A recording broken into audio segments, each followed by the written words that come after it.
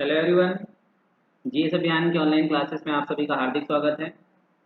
मैं अभिषेक गुप्ता और आज हम पढ़ने वाले हैं छत्तीसगढ़ के इतिहास में प्राग ऐतिहासिक काल या पाषाण काल। इसके बारे में विस्तार से चर्चा मैंने की है छत्तीसगढ़ के इतिहास भाग 1 में। अगर आपने अभी तक उस वीडियो को नहीं देखा होगा तो उसे देख लीजिए, उसके बाद आप इस वीडियो से बेहतर जुड़ पाएंगे। ठीक है, आज जो हम पढ़ने वाले हैं वो एग्जाम ओरिएंटेड है, जहाँ से एग्जाम्स में प्रश्न दिखते हैं कभी कभी, तो इस चैप्टर को पढ़ना इम्पोर्टेंट है। तो आज हम पढ़ने वाले हैं छत्तीसगढ़ का प्राग ऐतिहासिक काल। प्राग ऐतिहासिक काल या इसे प्री हिस्टोरिक पीरियड कहा जाता है। मैंने आपको बताया था कि प्राग ऐतिहासिक काल को छत्तीसगढ़ के संदर्भ में 4 भागों में बांटा जाता है। पहला पूर्व पाषाण काल, दूसरा मध्य पाषाण काल, तीसरा उत्तर पाषाण काल और चौथा नव पाषाण। ठीक है, इसे पाषाण काल इसलिए कहा जाता है क्योंकि इस युग में मनुष्य द्वारा जो औजार यूज किए जाते थे वो पत्थरों के होते थे सामान्य तौर पर। ठीक है, जो भी हथियार औजार या उपकरण इस्तेमाल में आते थे वो सभी क्या होते थे, पत्थरों द्वारा निर्मित होते थे। ठीक है, इस काल की शुरुआत कब से हुई ये कह पाना बहुत मुश्किल है। लगभग जो हमारा आधुनिक मानव है होमो सेपियंस, इसका साक्ष्य हमें 30 से 40 हजार वर्ष पहले का मिलना शुरू हो जाता है। ठीक है, 30,000 से 40,000 वर्ष पहले होमो सेपियंस के जीवन का प्रारंभ माना जाता है। ठीक है, जो आधुनिक मानव है, लेकिन पूर्व पाषाण काल की शुरुआत उससे बहुत पहले हुई। इस काल की जानकारी का एकमात्र स्रोत है वो है पुरातात्विक अवशेष। ठीक है, इन मनुष्यों का जो भी जीवन था, जो भी वस्तुएं इस्तेमाल करते थे, वो जो अवशेष प्राप्त हुए हैं उसी आधार पर हम क्या कर पाते हैं, इस समय के इतिहास का अनुमान लगा पाते हैं।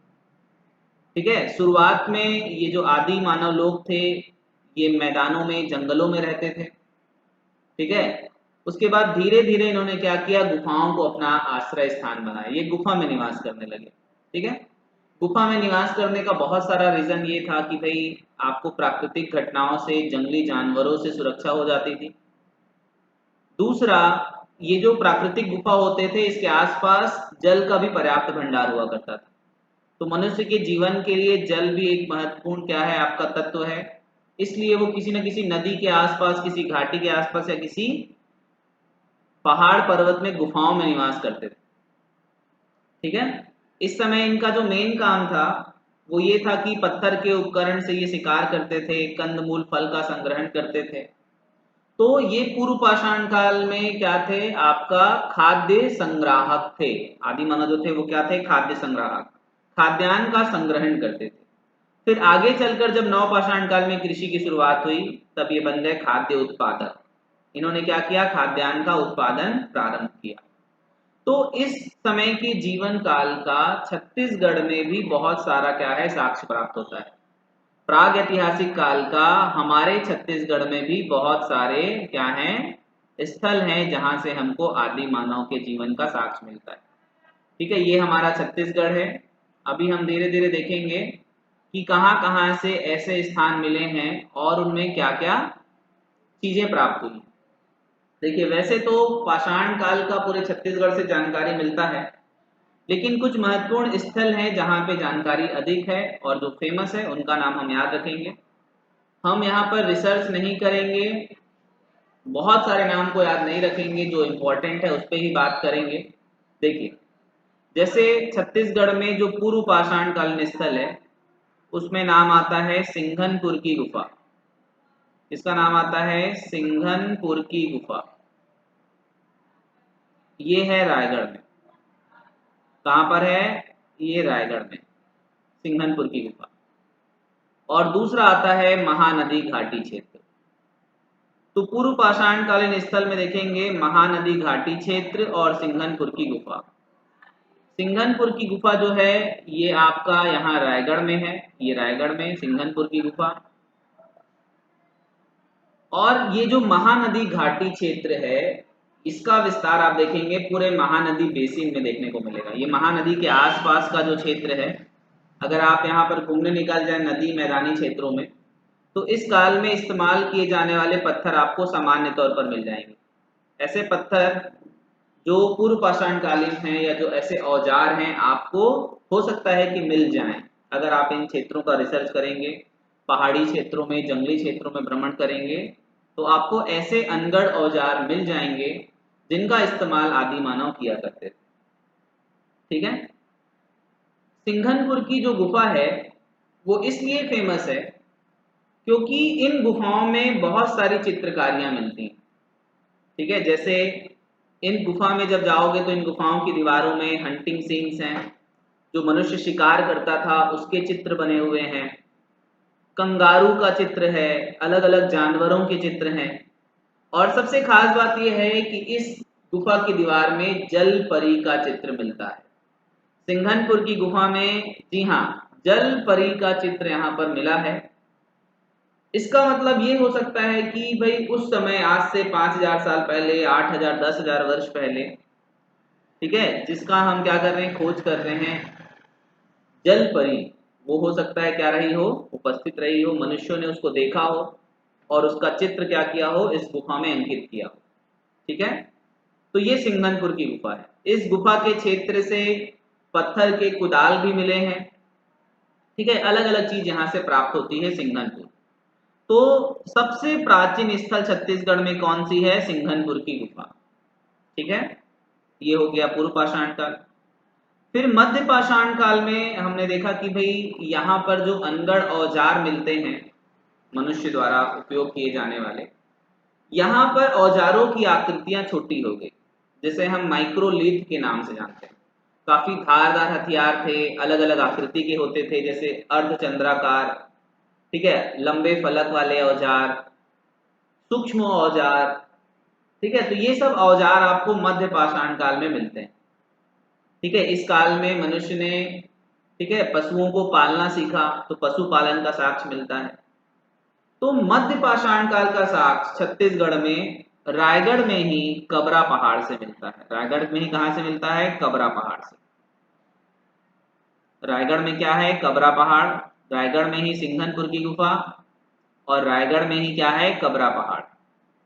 तो ये जो कबरा पहाड़ है रायगढ़ का, ये मध्य पाषाण कालीन स्थल है। आपको याद रखना है, मध्य पाषाण कालीन स्थल कबरा पहाड़। ठीक है, ये भी कहां पर है आपका, रायगढ़ में। ये रायगढ़ जिला था। रायगढ़ में हमने देखा कि यहाँ पे सिंघनपुर की गुफा और यहाँ पे ही आपका कबरा पहाड़। कबरा पहाड़ से ही सर्वाधिक जानकारी मिली।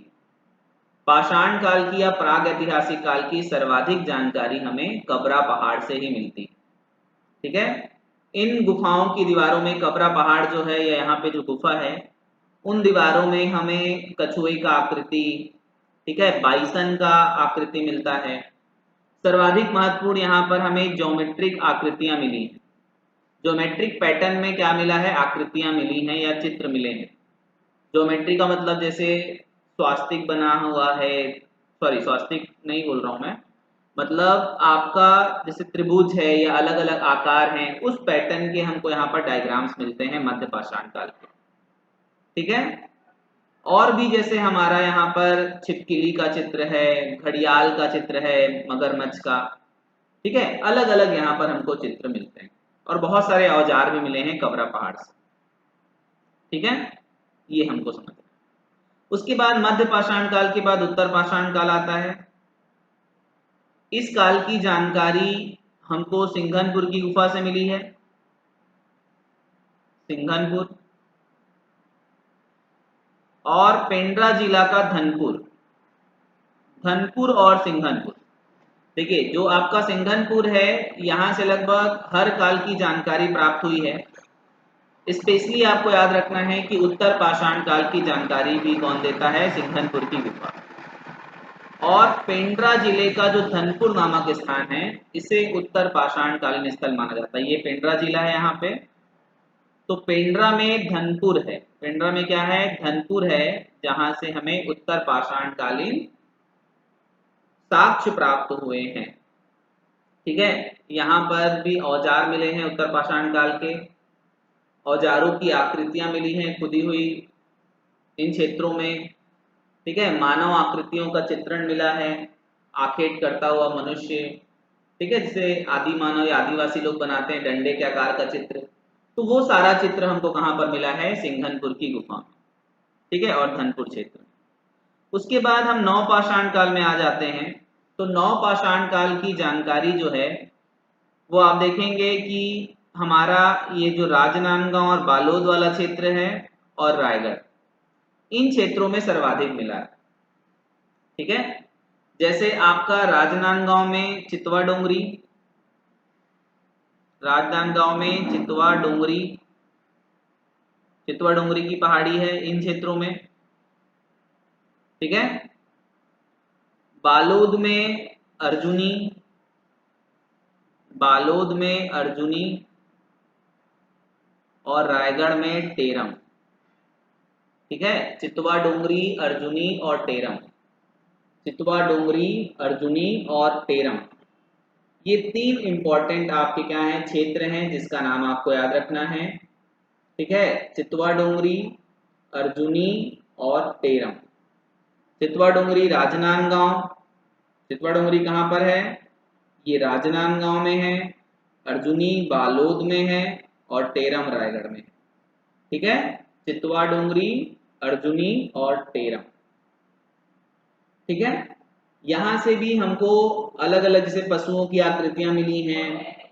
ठीक है, अलग अलग शैल चित्र प्राप्त हुए हैं, औजार मिला है, तो ये सब चीज हमको कहाँ से मिला है, चितवा डोंगरी से भी प्राप्त हुआ है। ठीक है, तो ये बात हमको याद रखना है नवपाषाण कालीन स्तर। उसके बाद हम समझते हैं क्या हुआ, देखिए अलग अलग क्षेत्रों में अलग अलग सभ्यताओं का विकास हुआ। तो हमारा जो छत्तीसगढ़ का साउदर्न मोस्ट पार्ट है, ये जो दक्षिण वाला हिस्सा है, यहाँ पर शवों को दफनाने की एक प्रथा थी प्रचलित, यहाँ पर शवों को दफनाने की क्या थी, एक प्रथा प्रचलित थी। और उसी प्रथा के तहत, ठीक है, उसी प्रथा के तहत क्या किया जाता था, शवों को दफनाया जाता था। तो हमें इन क्षेत्रों से पाषाण घेरे का साक्ष्य मिला है, इन क्षेत्रों से क्या मिला है, पाषाण घेरों का साक्ष्य मिला है, पाषाण घेरे। तो ये पाषाण घेरे क्या होते थे, इसको समझ लेते हैं। प्राचीन समय में मनुष्य क्या करता था कि शवों को दफनाकर वो क्या करता था, बड़े बड़े पत्थरों से ढक दिया करता था। ठीक है, उसका कारण कुछ भी रहा हो, लेकिन एक महत्वपूर्ण कारण ये है कि शवों को कोई नुकसान ना पहुंचाए, कोई जानवर ना खा जाए, इसलिए वो क्या करते थे, शवों के साथ कुछ वस्तुएं, ठीक है, और उनको बड़े पत्थरों से ढक दिया जाता था। ऐसे स्मारक को या ऐसे क्षेत्र को क्या बोलते हैं, पाषाण घेरा कहा जाता है। तो छत्तीसगढ़ में भी पाषाण घेरे के साक्ष्य मिले हैं अलग अलग स्थानों में। ठीक है, सर्वाधिक पाषाण घेरे बस्तर संभाग में कोंडागांव जिले से प्राप्त हुआ है, ये कोंडागांव जिला है। यहाँ पर गढ़धनौरा, यहाँ पर क्या है, गढ़धनौरा। तो गढ़धनौरा से लगभग 500 से अधिक क्या मिले हैं हमको, पाषाण घेरे का साक्ष्य मिला है। गढ़धनौरा से क्या मिला है, 500 से ज्यादा पाषाण घेरे या स्मारक की प्राप्ति हुई। ठीक है, इसकी खोज प्रोफेसर कामले व मिश्र द्वारा की गई थी। इसकी खोज किसने की, प्रोफेसर कामले व मिश्र के द्वारा की गई थी, इस बात को आपको याद रखना है। दूसरा, आपका जो ये बालोद जिला है, यहां से हमें और पाषाण घेरे मिले हैं, उन स्थानों का नाम हमको याद रखना है। देखिए, एक है आपका कन्ही भंडार, ठीक है, एक क्या है, कन्ही भंडार है, यहां पर मैं लिख रहा हूं नीचे में कन्ही भंडार। ठीक है, करही भदर कहा जाता है इसे, कन्ही भंडार या करही भदर। दूसरा चिरचौली, चिरचौली। ठीक है, इसे हम चेंज कर लेते हैं। ठीक है, तो हमने देखा कोंडागांव में गढ़धनौरा, कोंडागांव में गढ़धनौरा। बालोद जिला में आपका कन्ही भंडार, चिरचौली,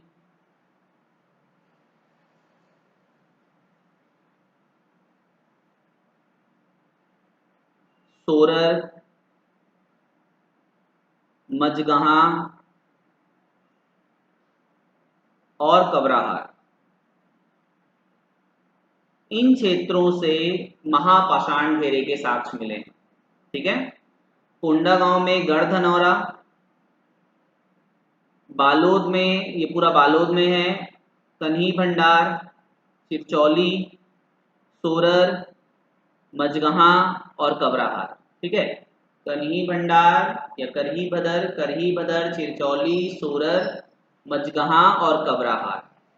ठीक है, करही बदर, चिरचौली, सोरर, मजगहा और कबराहार, ये आपको याद रखना, यहाँ से महापाषाण घेरे के साक्ष्य मिले। ठीक है, देखिए हमने क्या क्या देख लिया कि भाई प्राग ऐतिहासिक काल को 4 भागों में बांटा गया है। पूर्व पाषाण काल, ठीक है, इसी को हम क्या बोलते हैं, पैलियोलिथिक पीरियड बोलते हैं। फिर उसके बाद आपका मध्य पाषाण काल, फिर उत्तर पाषाण काल और फिर नवपाषाण काल।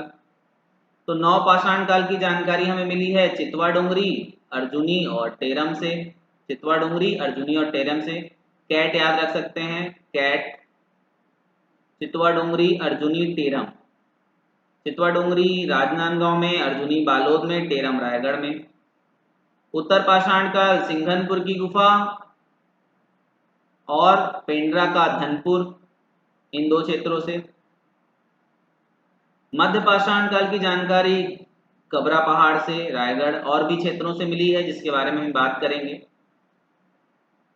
पूर्व पाषाण काल की जानकारी सिंघनपुर और महानदी घाटी क्षेत्र, और महापाषाण घेरे या पाषाण घेरे का साक्ष्य गढ़धनौरा, कन्ही भंडार, चिरचौली, सोरर, मजगहा और कबराहार से प्राप्त होता है। ठीक है, एक बात आपको और याद रखनी है कि इतिहास का हम विभाजन इस आधार पर भी करते हैं कि जिस युग में मनुष्य द्वारा किस प्रकार के औजार का इस्तेमाल किया जाता है। तो जिस काल में मनुष्य के द्वारा पाषाण काल का, सॉरी, पत्थर के औजारों का इस्तेमाल किया जाता था, उसे पाषाण युग कहते हैं। जिस युग में मनुष्य क्या करता था, तांबे के औजार का इस्तेमाल करता था, उसे ताम्र युग कहते हैं। ठीक है, जिस काल में तांबे का भी यूज करता था, कांसे का भी यूज करता था, उसे ताम्रकाश युगीन सभ्यता कहते हैं। जिस काल में लोहे के औजारों का इस्तेमाल किया जाता था, उसे लौह युग भी कहते हैं। क्या कहते हैं, लौह युग। तो हमारे यहाँ पर आप देखेंगे पाषाण काल का साक्ष्य है, और कुछ कुछ क्षेत्रों में ताम्र और लौह युग का भी साक्ष्य हमें मिला है। ठीक है, हमें कुछ कुछ क्षेत्रों में क्या मिला है, ताम्र युग और लौह युग का साक्ष्य मिला है।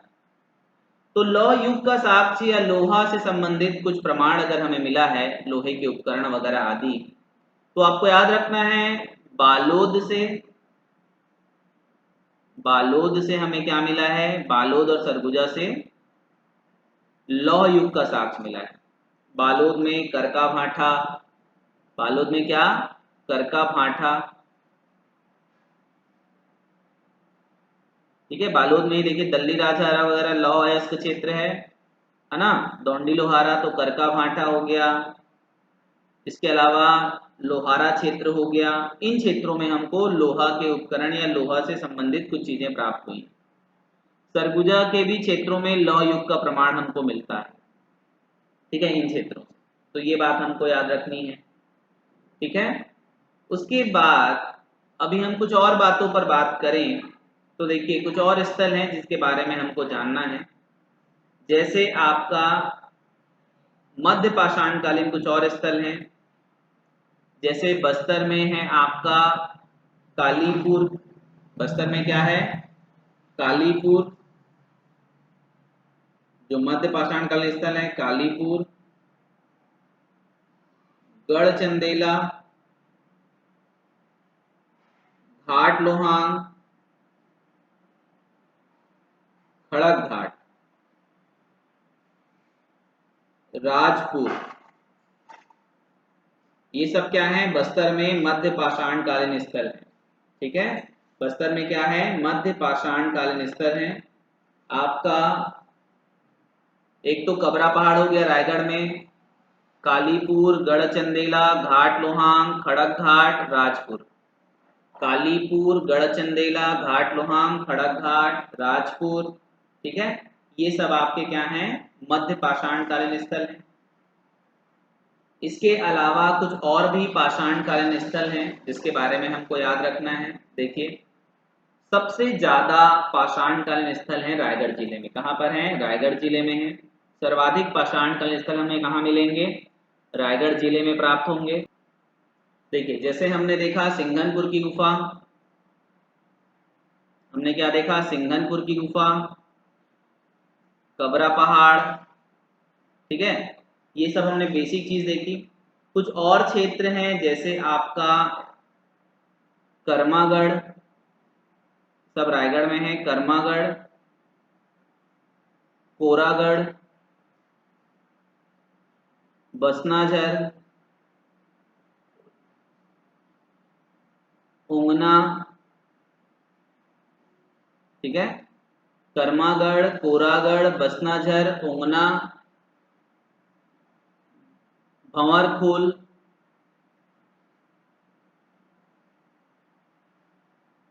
लेखा भाड़ा,